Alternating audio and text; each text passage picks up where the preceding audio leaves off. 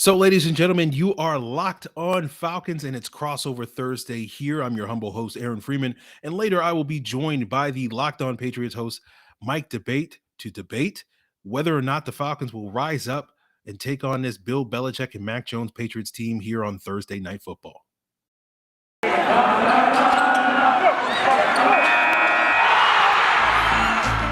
are Locked On Falcons, your daily Atlanta Falcons podcast. Part of the Locked On Podcast Network, your team every day.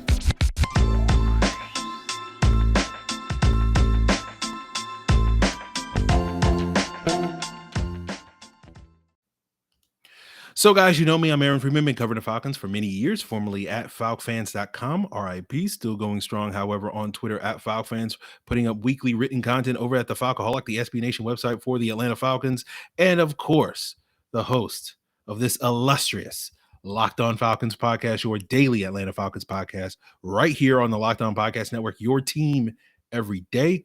And thank you for making Locked On Falcons your first listen each and every day. Of course, Locked On Falcons is free and available on a variety of podcast platforms, including Apple, Odyssey, Google, Spotify, as well as on video platforms like YouTube. Make sure you go subscribe to the Locked On Falcons YouTube channel so that you can check out this show, usually the night before the audio version of the podcast is, but make sure when you check it out on YouTube, make sure you hit that like, make sure you leave a comment, make sure you hit that subscribe. So there you guys have that with that. And we will move forward on today's episode talking with the Locked On Patriots host Mike Debate about this Falcons Patriots matchup on Thursday Night Football, whether or not the Falcons are going to rebound off of a disappointing loss against the Dallas Cowboys. Maybe they'll catch the Patriots slipping, coming off of a big win over the Cleveland Browns.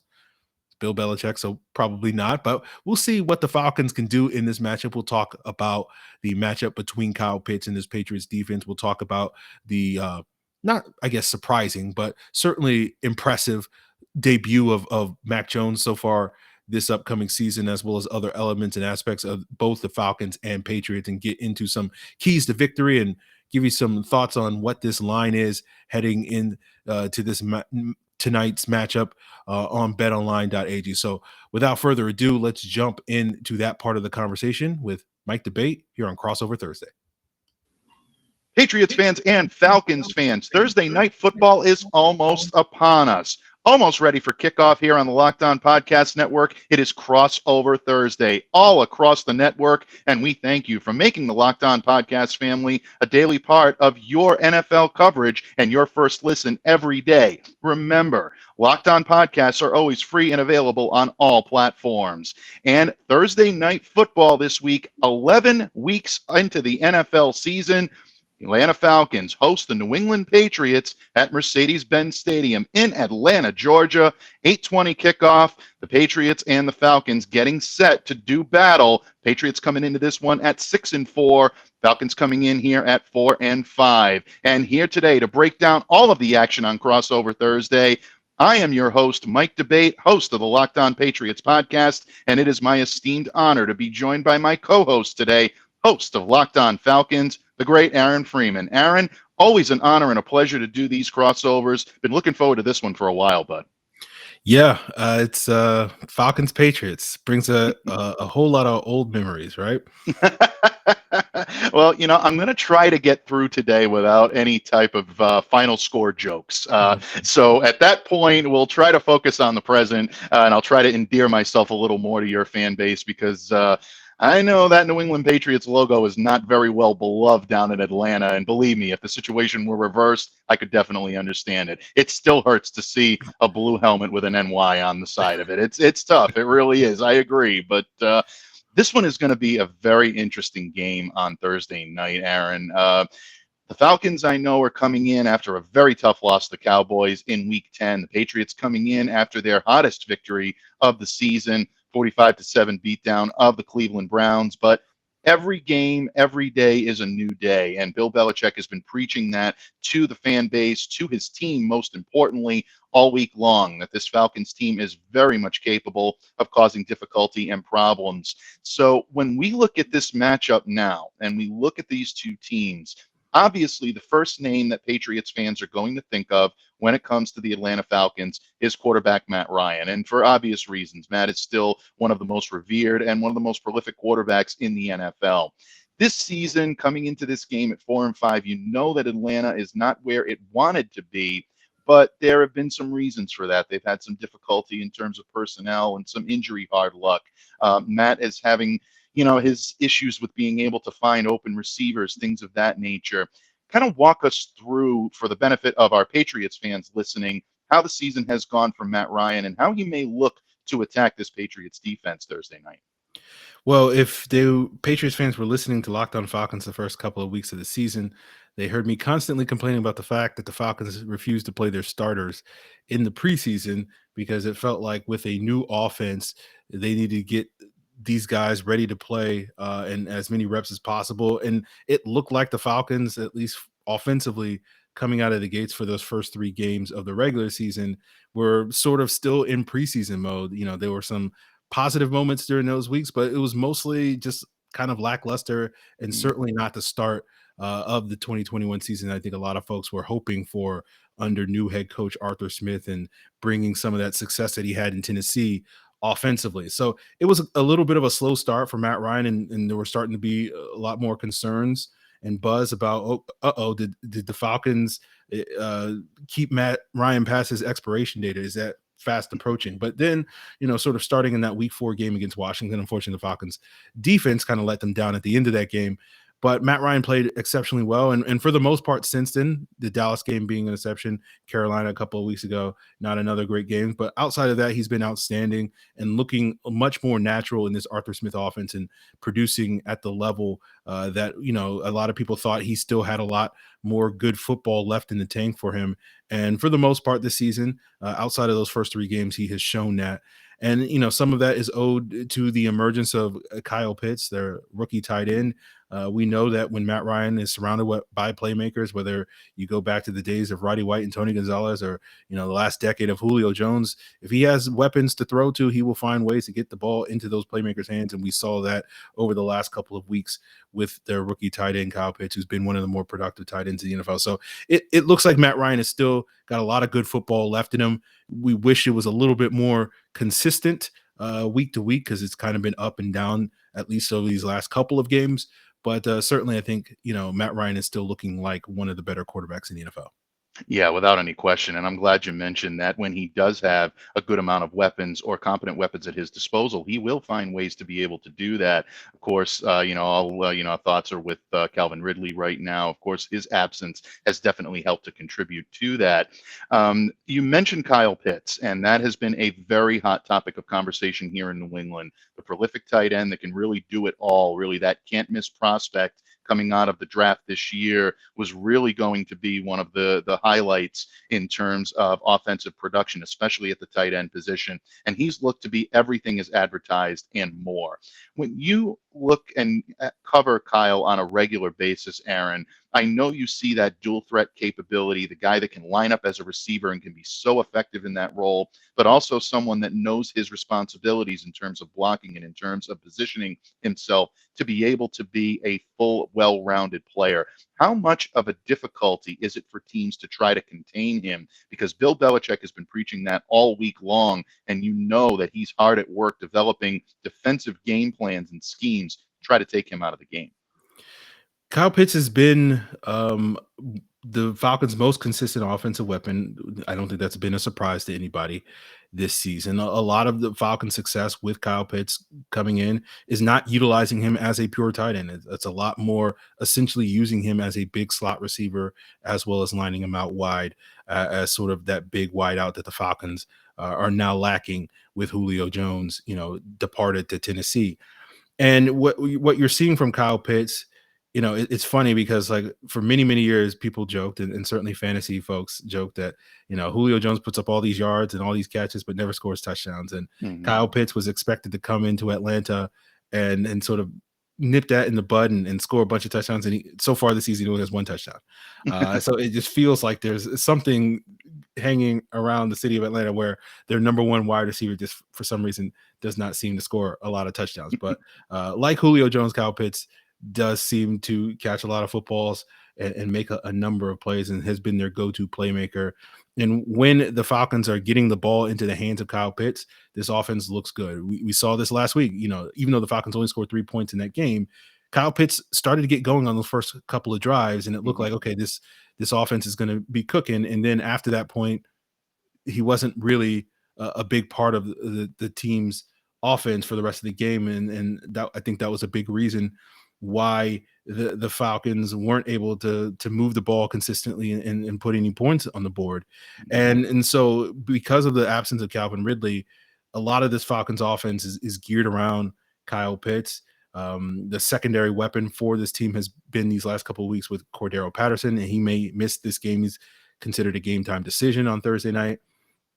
So it's going to be important for the Falcons to get Kyle Pitts involved, because right now the other weapons with Ridley out of the lineup, Russell Gage has had 3 games this season where he has had 0 catches this year, and he's supposed to be the team's number 2 pass catcher, and that's just not production that you can rely on. So if Bill Belichick can do the thing that he often is revered for doing, which is taking away your best weapon, it's going to be hard pressed for the Falcons to produce offense if some of these other playmakers don't step up. But taking Kyle Pitts out of the equation can be easier said than done, and he's been very effective outside of a handful of games when he's faced guys like Stephon Gilmore, who you're very familiar with, Mhm. and Very much Marshawn so. Lattimore.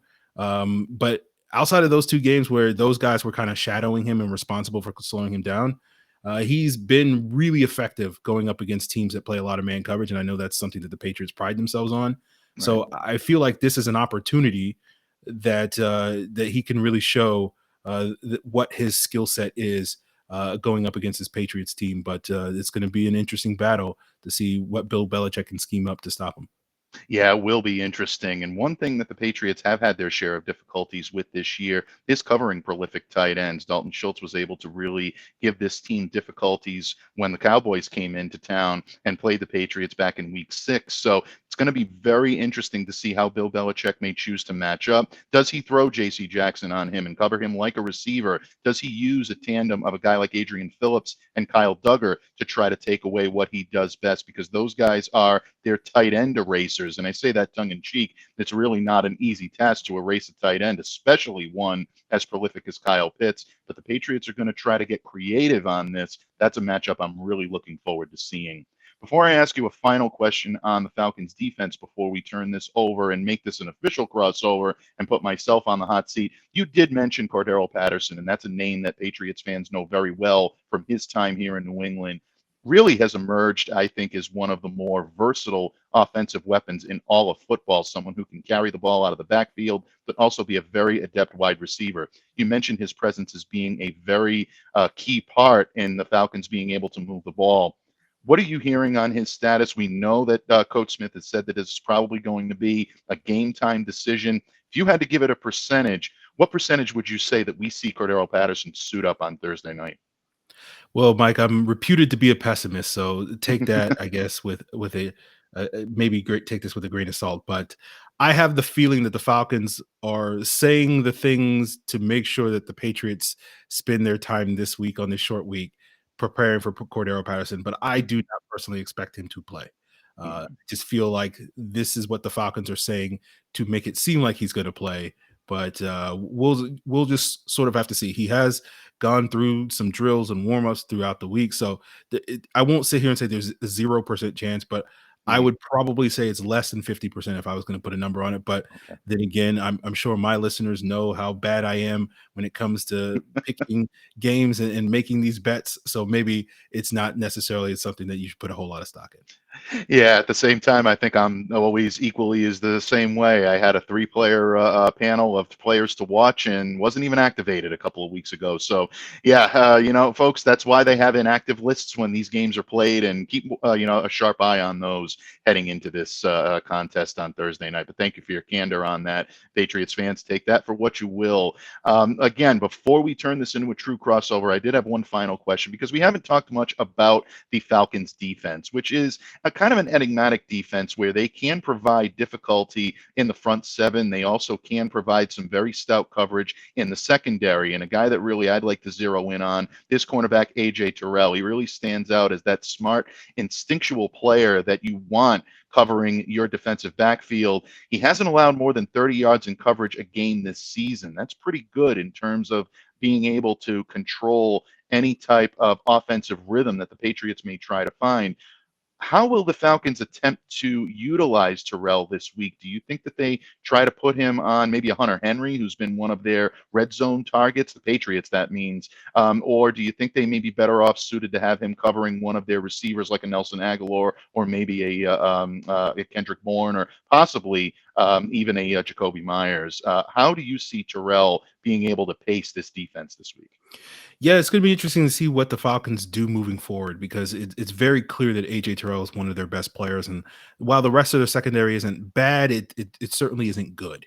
Mhm. And it seems like there's a no-fly zone around the area of the field where AJ Terrell is, and then teams just basically go after the other players. And we saw CD Lamb really feast on the Falcons slot receiver, and since the season-ending injury to Isaiah Oliver back in week 4, the Mhm. Falcons have really struggled there in that slot corner position. And we'll see what the Patriots do with Jacoby Myers, who I understand is their primary slot receiver. And so he's their primary pass catcher as well. So that seems like another sort of tough matchup. But getting to AJ Terrell, the Falcons have not necessarily been a team that has asked AJ Terrell to move around. They basically park him on the left side of that defense, and he's going to face whichever wide receiver lines up on that side of the ball. Mhm. And sometimes that's opposing teams number one. Sometimes it's not. Like last week, it was Amari Cooper, but that allowed CeeDee Lamb to feast on the other side of the field in that Dallas game. And so, I think part of the reason why is Dean Pease, another coach that's familiar to Patriots fans. Um, Mhm. if basically he's explained it as if he moves AJ Terrell, that means he has to move everybody else. And I don't know if he's comfortable given in this first year, and still it feels like the Falcons are still kind of learning this defense of basically having all these moving parts. And so I feel like the Falcons are going to probably continue to be what they have been this season, which is conservative with AJ Terrell, and just basically say, okay, park him on that side of the field. We're not going to give up a whole lot of completions to that side. And so that at least theoretically allows us to maybe scheme ways to mask issues on the opposite side of the field, although that hasn't been particularly effective for this secondary and defense this season. So I don't expect to see AJ Terrell travel with anybody. I don't expect him to do anything different than what he has done this season. So essentially, my expectations are whoever the Patriots receiver that lines up on that right side of the offense against the left side of the defense probably will not have a particularly productive day, but it will give a lot of opportunities for the other receivers on the opposite side of the field to produce against the weakest part of the Falcons secondary. Mhm. Patriots fans, he is Aaron Freeman. Excellent Falcons coverage and a wealth of knowledge. Aaron, thank you so much for sharing that with our listener base at Locked On Patriots. And Patriots fans, be sure to follow him on Twitter at FalcFans, FalcFans. Great Falcons coverage from top to bottom all throughout the season. We know there's still a lot of Matt Ryan fans up in Boston from his time at BC, so be sure to give him a follow and keep a close eye on the great work that he does each and every day. But it is Locked On Crossover Thursday here on the network, and we are going to make this an official crossover in just a moment. Crossing the streams, Patriots Falcons style, Aaron Freeman puts me on the hot seat when Locked On Crossover Thursday continues. So, guys, we got more to come on today's crossover Thursday, including getting into the conversation about this New England Patriots team and that side of the matchup. But as we move forward on today's episode, I want to let you know about a new app called Getupside. I know oftentimes you head to the gas station and you wind up wondering, how can I save more money at the pump? And you can do so now with the free app called Getupside, where you can get 25 cents back per gallon every time you fill up. And those types of savings can really start to add up.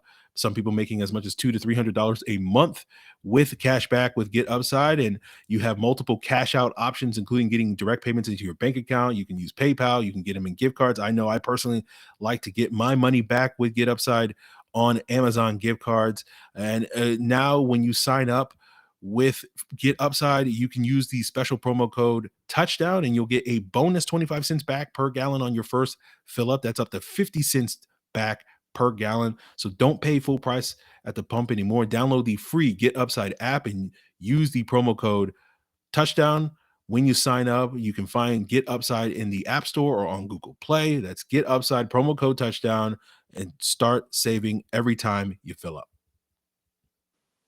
So we're continuing crossover Thursday here. Aaron Freeman of Locked On Falcons, Mike Debate of Locked On Patriots. A lot of memories in this game. We're switching gears, talking a little bit more about this Patriots team that is coming off a very impressive 4-game win streak, has won 5 out of the last 6 games, been putting up high degree of offensive production. We talked a little bit about the Patriots matchup against Kyle Pitts, and I feel like, as you discussed earlier, Mike, that Patriots have a wealth of options to try to limit Kyle Pitts, and we'll see if they can succeed. But I want to talk a little bit more about one of the standout players on that Patriots defense, Matt Judon. I remember tweeting this offseason, looking at Matt Judon and thinking, oh, this is a buyer's beware in free agency. A lot of his production in Baltimore is probably owed to that scheme, that aggressive blitz-heavy scheme that they have under Wink Martindale. He's going to get paid by some team, and he's going to be a letdown. And I guess Matt Judon read all those tweets and has been inspired and played with a chip on his shoulder, because he is out here, killing teams. 9.5 sacks halfway through the season. I think the first on, assuming that he's going to continue that streak, be the first double-digit sack player for the Patriots since Chandler Jones, and it's been a couple of years since then, if I'm not mistaken there. So talk a little bit about Matt Judon and what he has done to this Patriots defense that, for these last couple of years has not been known to do a lot to get a lot of pressure on the quarterback. Yeah, I think you hit the nail right on the head, Aaron. Basically, what he's done is he's transformed the way this defense is capable of playing. And I wasn't aware of some of those tweets. I'm going to have to bring those to his attention when we see Matt post-game this week. I'm sure he'll love to hear it. Not just kidding, folks. Bottom line, Matt Judon has really been a breath of fresh air in this defense. What he's done is be able to not only bring pressure on the quarterback, but he's also very adept at playing in the middle part of that linebacking core to be able to facilitate strong run defense. And he has worked so well in tandem with rookie defensive tackle Christian Barmore. These two are really becoming a pass rush tandem to be feared in the AFC, simply because they complement each other's styles so well. Barmore has the ability to push the pocket, keep after, get that clogging type middle defense that you need in order to be able to stop the run. But Judon is someone that is capable of moving all over the field. He can drop back into coverage. He can hit and get after the passer, and he's done that so well. But one thing that he really has done also that is a little bit away from the field, not so much what he does in game, is be able to bring levity back to that locker room. There's a little bit more of a swagger now in the Patriots locker room when it comes to that defense. And guys like Matt Judon and someone like a Kyle Van Noy, who's a returning player after spending the year in Miami, they're bringing that swagger. They're bringing that confidence back to that defense that they didn't have last year. And I think in a lot of ways that becomes infectious. Players feed off of that. They feed off of the confidence, and they feed off of the swagger that a lot of these players bring to the table. It allows them to do great things. And having someone like a Matt Judon who has to be accounted for on every snap, every single play, it allows other guys to be able to free up. I mentioned Barmore, but it goes beyond that. Devon Godchow in the middle part of that defense and that interior of the defensive line, along with Lawrence Guy. Dietrich Wise is having one of the best seasons he's had here in New England, simply because he's able to focus as a true 3-4 defensive end and get after the quarterback. He led the team last week in quarterback hurries, quarterback pressures, and sacks. So it really is a ripple effect, but it really does all begin with Judon's impact and what he's meant for this team. I can't say enough good about him because he really has transformed the way they play defense. Now, the Patriots were known a couple of years ago with Stephon Gilmore, we touched upon earlier in the episode when he was Defensive Player of the Year, for having a really outstanding secondary. But these last couple of years, they've seemingly felt like they can survive in a post Stephon Gilmore world, and it seems like Bill Belichick's assessment of that has been accurate, part due to the emergence of a player like J.C. Jackson. We already talked a little bit about this Patriots team relying a lot on their man coverage, and in relation to their ability to match up with a playmaker like Kyle Pitts. Talk a little bit about that Patriots secondary and whether or not that is sort of the key to their success. We talked a little bit about their front already, but sort of where is this Patriots defense built? Is it one of these teams that relies on the back end to sort of build, back to front, or is this a team that now, with the presence of players like Barmore and Judon, those guys are sort of doing a little bit more of the heavy lifting for this defense? Yeah, the front seven is the gem of this defense without question. And it's because of guys that we've talked about, like Matt Judon, like Christian Barmore, that really provide that presence up front, and it allows them to be so versatile. But this is still a better secondary than I think they get credit for. Do they miss Stephon Gilmore? Yeah, I'm going to come right out and say it. They definitely do miss Stephon Gilmore. You don't get rid of a player like that and not feel some sort of a step back or feel some sort of a void when he's not on the field. But that being said, J.C. Jackson has emerged into a true number one corner on this team, one of the top ball hawking cornerbacks in the NFL. Calls himself now Mr. INT, and a lot of people may see that as a little bit, maybe a little a bravado on that, but he's backing it up. He's playing well in that regard, and he has been someone that can erase your top target. So one of the things that I'll be watching very closely on Thursday is to see if he aligns on Kyle Pitts most of the night. If he does, that Bill Belichick has devised that scheme to say, okay, we're going to play man, and we're going to have JC go ahead and take away your top option, which he's done several times. But the secondary goes beyond just JC Jackson. There are players that are making contributions. Jalen Mills struggled a little this year as a newcomer coming on and playing the second outside corner role. He's come on a little bit lately, and he's been able to settle into that role a little bit better. They lost their top slot cornerback, Jonathan Jones, at the end of October. He's out for the year with shoulder surgery. Patriots plugged in Miles Bryant, who was a practice squatter earlier this year, second year rookie free agent that they brought in last year. Miles has been pretty good in that role as well. And even someone like a Juwan Williams, who was a second round pick in 2019, hasn't really emerged into that threat that the Patriots thought he would be. He's been solid, giving them some contributions on the outside. So that secondary, that cornerback room has kind of had to backfill for a lot of difficulty, and they're playing with a lot of uncertainty. They've done relatively well. And one of the things that's helped them to do it is that they have three strong safeties behind them. Devin McCourty, the captain, he continues to be the pace setter in that defense and the guy that makes it all happen. You look at two guys like Adrian Phillips and Kyle Duggar, who complement each other so well. Phillips playing that star role of a guy that can switch up, play a little bit linebacker, and then come back in and play the free or the strong safety. Duggar has really been like that thumper in the backfield. He's had a couple of interceptions in the last few games. So the Patriots are doing the best they can to backfill. But if there is a spot to be had in this Patriots defense, it's outside corner. If I'm Matt Ryan, that's what I'm studying, because that's where you can make things happen against this defense. Now, switching gears to the Patriots offense, it's seemingly all about Mac Jones and his emergence. And to my eye, it seemed like a lot of his early success was built mainly off of quick game and short throws. But really, over the last month, it seems like the Patriots are opening up their offense and being a little bit more comfortable with him taking more shots down the field. And he's been very productive doing that. Is that a fair assessment? And sort of what are your thoughts on Mac Jones's comfort level within the Patriots offense at this point in time, his development so far this season, and what do you sort of expect from him this week going on the road against a team like the Falcons?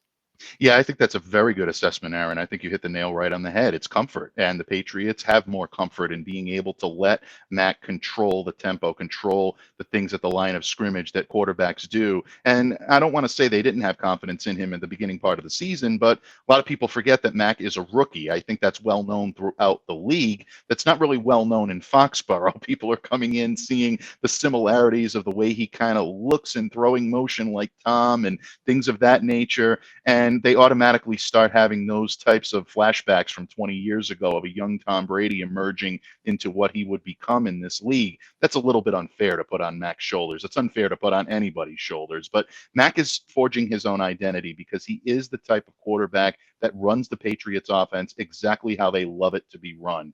You mentioned that, predicated on timing-based, quick, accurate throws where only the receiver can get it. This time now what he's doing is he's not only throwing it where only the receiver can get it, but he's also throwing it into areas where they can make things happen with the ball. That's been the biggest difference in Mac Jones. He's allowing guys to get yards after the catch. He's throwing into tighter windows. He's not afraid to take a few more shots down the field. These are things that he didn't do early on in the season. And a lot of that is because of Mac's maturity. Some of that is because of Josh McDaniels, the offensive coordinator, having more confidence in Mac's ability to be able to do it. That blend has really worked out well. And because of that, Mac is developing such a great synergy with receivers like Kendrick Bourne and Jacoby Myers and a tight end like Hunter Henry, who's been his best red zone target. If Mac can continue to utilize these skills and hone them in, the Patriots are going to be bright at the quarterback position for a number of years. Now, as much of it pains me to say, the Patriots seem to know how to do this stuff right? They know how to develop quarterbacks.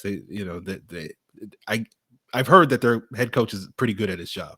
And it seems like part of their strategy with Mac Jones being a rookie quarterback is to run the football. That takes a lot more pressure off of your quarterback to have to get back there and throw the ball 35, 40 times a game in order to win. They've been very successful running the football with three-headed backfield. I know they've had guys in and out of the lineup, much to the chagrin of my fantasy team. Damian Harris missing a game here or there.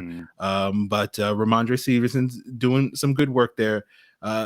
Talk about this Patriots running game. Are they going to be a team now that Mac Jones is getting a little bit more comfortable? Are they going to be a team that's going to be as committed moving forward to this run game? Do you think going into this game against the Falcons, we're going to pound the ball down the throat of this Falcons defense? We saw Carolina put 200 yards on the ground against this Falcon team, and that's something we're going to exploit? Or is this because they're a little bit more comfortable with Mac Jones, given some of the concerns we've already talked about with the Falcon secondary? They'll go into this game feeling like they can pick apart the secondary and sort of let the ball fly through the air.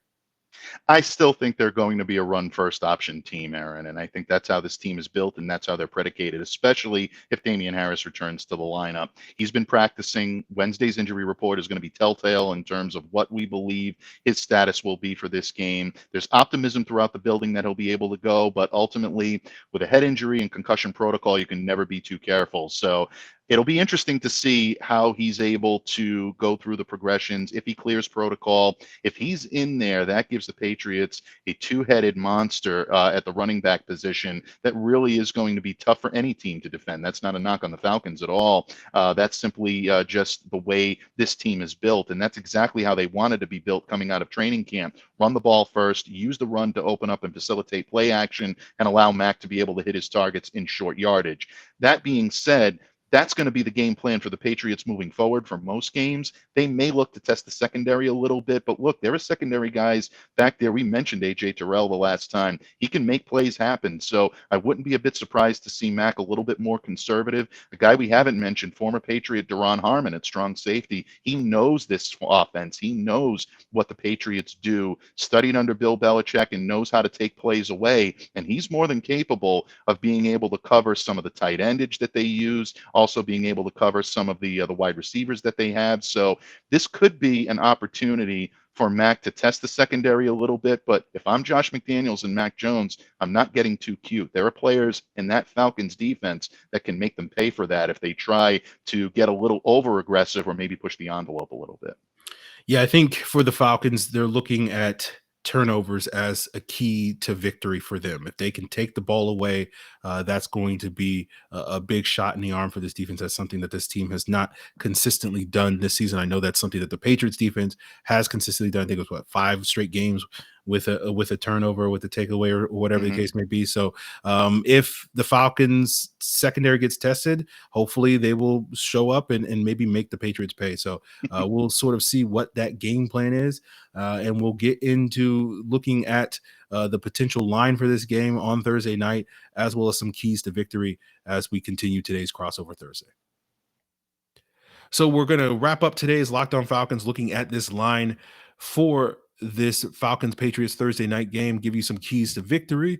But speaking of lines, you got to head over to betonline.ag to find that line, the number one spot for pro college football action this season, the number one spot from betting on football, basketball, boxing, all the way to your favorite Vegas casino games. And I mentioned this before on an episode when talking about BetOnline, looking at some prop bets. And I decided to put my money where my mouth is because I'm looking at that first score of the game prop bet and looking at potential Patriots touchdown or field goal, Falcons touchdown or field goal.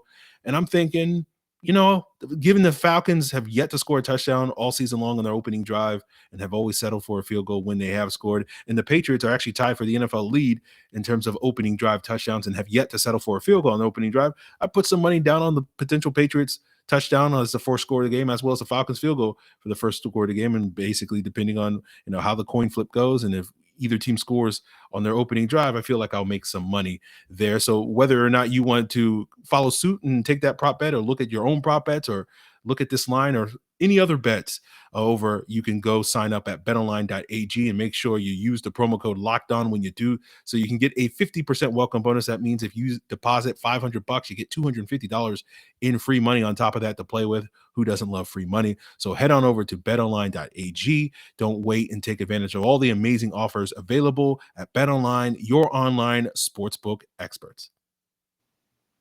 So we're continuing crossover Thursday here with myself, Aaron Freeman, and Mike Debate of Locked On Falcons and Locked On Patriots, respectively. And looking at this BetOnline line, let me check it one last time to make sure it didn't change in the last couple of minutes. Oh, yeah, okay. Patriots still favored by more than a touchdown, 7.5 points. Mike, do you feel good about this line? These last couple of weeks with the Falcons, I can say, with the 6.5 point line against the Saints, it was like, okay, the Falcons may keep this close as divisional game. The 9-point line against the Cowboys last week, it was like, oh, this feels like too much of a line. But no, it was not too much of a line with the Cowboys favored by 9, winning by 40 in that game. Where are you sort of looking at this line with this Patriots team on the road being favored by a touchdown? Favored by a touchdown is a little bit of a slippery slope here. Do I think the Patriots deserve to be favored in this game? Absolutely. Judging by how the Pats played on Sunday in Week 10, judging by how the Falcons played on Sunday in Week 10, yeah, the Patriots are going to come in. They're probably going to be favored. But this is a quick turnaround for both teams, and anything can happen, especially when you're looking at the Falcons as a home team, as a team that can be explosive and can make plays when they're locked in and they're able to find their rhythm. It feels like maybe a touchdown might be a little bit much here, believe it or not, in terms of how I'm thinking. My thought process is I am, favoring the Patriots in this, no question. But to say that a touchdown is a really, small or accurate line, I'm probably going to say that I would err on the side of caution when it comes to that, because there are going to be issues on both sides of the ball for both teams coming off of, short turnaround. Thursday night football is always a toss-up when it comes to what you can expect to see. I think the Patriots, especially with a rookie quarterback, and I think people are forgetting that Mac's not playing like a rookie the last couple of weeks, but that can change at any time. So I would look for that to be a little bit different. I'm a little leery right now on going the full gamut with a 7-point line like that. I think that might be a little over aggressive on the Patriots end. Yeah, I understand that. And I think for a lot of Falcon fans listening after, that bitter taste of a 40-point beatdown by the Cowboys, they're hoping to see the Falcons sort of bounce back and play with, a little bit of a chip on their shoulder at home against a team like the Patriots. Obviously, this coaching staff doesn't necessarily have the storied history with this Patriots team in terms of the last couple of years. But certainly, I think, the Falcons have every reason to get up to this game. So hopefully they will get a much better and much stronger performance from this Falcon team going into this weekend. As you said, Thursday night games tend to be very weird. I know personally I tend to not put any money on these games because they just are so unpredictable. We saw that last week with the Baltimore Ravens Dolphins game, where I don't think anybody saw that sort of result coming in that game. So I tend to stay away from this, but for anybody out there that is feeling a little bit more frisky in that, so I certainly think the Falcons can give you a lot of reasons that maybe they will cover. But the last time I said that, they got blown up by 40 points. So Mike, what is sort of a key to victory? I already mentioned sort of the turnovers maybe being a key for the Falcons. What's something that you're looking at in this game that could help determine the success or failure of the Patriots? Yeah, for New England, it's basically protecting the football, protecting your quarterback when he has it, getting solid blocking out of the offensive line. That's been a problem in the first part of the season for the Patriots, but they've really shored that up the last couple of weeks, especially with the return of Trent Brown last week. This line looked completely different and much more formidable. When you do have the ball and you're carrying the ball, protect it, whether it's a wide receiver carrying the ball on a jet sweep, a tight end doing the same, or your running backs. Just protect the football. Do not give the home team, especially, a chance to be able to make you pay for any type of either lack of discipline in terms of losing the football, or a lack of discipline in terms of unnecessary penalties. So to me, that's the key. If the Patriots can do that and they can control the tempo, control the clock at the line of scrimmage, they have, I think, a very good chance to be able to play their game. But again, you're going into enemy territory. You're going into a hostile environment. Atlanta's going to be ready for this game. They want to erase the bad taste that they have in their mouth from Sunday. So the Patriots are going to have to be ready. This is going to be a tough game for them. Yeah, definitely. I think the battle in the trenches is always something that's critical in any matchup with the Falcons. They have a history of losing those battles in the trenches. And so we'll sort of have to see if the Falcons can sort of rise up and go toe to toe with the Patriots offensive and defensive line, as you've touched upon, is very good. They're very good at their jobs, and certainly will challenge the Falcons there. And looking at the Falcons, if they lose that battle in the trenches, it doesn't seem that they're going to have the playmakers, especially if Cordarrelle Patterson is out of the lineup, and we know Calvin Ridley's not going to be there, and Right. relying entirely on Kyle Pitts, while certainly has the potential and capability of being a one-man wrecking crew against any defense. We know Bill Belichick is certainly going to pride himself on not allowing that to happen. That's the one thing he's going to key on, that you can't let that guy beat us. Right. So we'll see what the Falcons can do in the trenches to see if they can sort of, tip the scales in their direction. Because if they lose that battle, it's going to be hard pressed for this team to win this week. So that is probably going to do it for us here on Crossover Thursday. Mike, I once again appreciate you joining me here and talking about Falcons Patriots without going too far down memory lane. With the last couple of times the Falcons have played, Matt Ryan has yet to beat the Patriots in his NFL career. Maybe Thursday night will be him snapping that streak. It's possible. Anything is possible. And in terms of moving forward, I mean, whatever's in the past is in the past. We look forward. I'm looking forward to a great game on Thursday night. I think it's going to be a fun one between two teams that can make things happen. And, we'll see. But thank you to everyone out there that's joined us today here on the Locked On Crossover Thursday. Crossing the streams, Falcons Patriots style. Aaron, this has been a blast. Thank you so much for your professionalism. One we've been looking forward to for a while. Our first crossover together, and hopefully many more to come, bud. Absolutely. So we're wrapping up today's Crossover Thursday. I want to thank Mike Debate for joining me to talk about this Falcons-Patriots matchup, and we'll see what Falcon team shows up on Thursday night. And of course, we'll be back tomorrow with a rapid reaction. Typically, it's going to be a couple of hours after the game, and primetime games, that usually means like 3 or 4 a.m. here on the East Coast. So don't necessarily expect you East Coasters to stay up late to check out Locked On Falcons Rapid Reaction, either on YouTube or the audio version. It'll be there probably when you wake up first thing in the morning to go to work or take the kids to school or whatever the case may be. But for you West Coasters, I know there's quite a few guys out in California that do check out the show. And it might be there for you late at night before you head on over to bed, or if you're, I don't even know what other time zones are, because, I'm a filthy American who doesn't care about the rest of the world. But, wherever you are on the planet, it'll be there at some point in time. So that being said, that's where we'll leave it here on Locked On Falcons. Tomorrow we'll be back with a rapid reaction. Then we'll probably have a guest on Monday. Probably won't be a Sunday show, but Monday, to talk about whatever happens on Thursday night, or whatever the topic of the day at that point in time will be. So we'll see how that goes. But certainly, if you want to provide your feedback here on Locked On Falcons, you can do so by hitting me up on Twitter or Facebook at Locked On Falcons. You can send an email to lockedonfalcons@mail.com, or of course, you can leave a comment here on YouTube. Make sure you subscribe. Make sure you hit that like when you do. So definitely check that out, guys. I hope you have a great weekend. I'm going to be taking a little bit of time off, taking a little bit of a break from football and whatever case it may be, getting out of town for the weekend, for a friend's birthday or whatever the case may be. So I hope you guys enjoy your weekend. Appreciate it.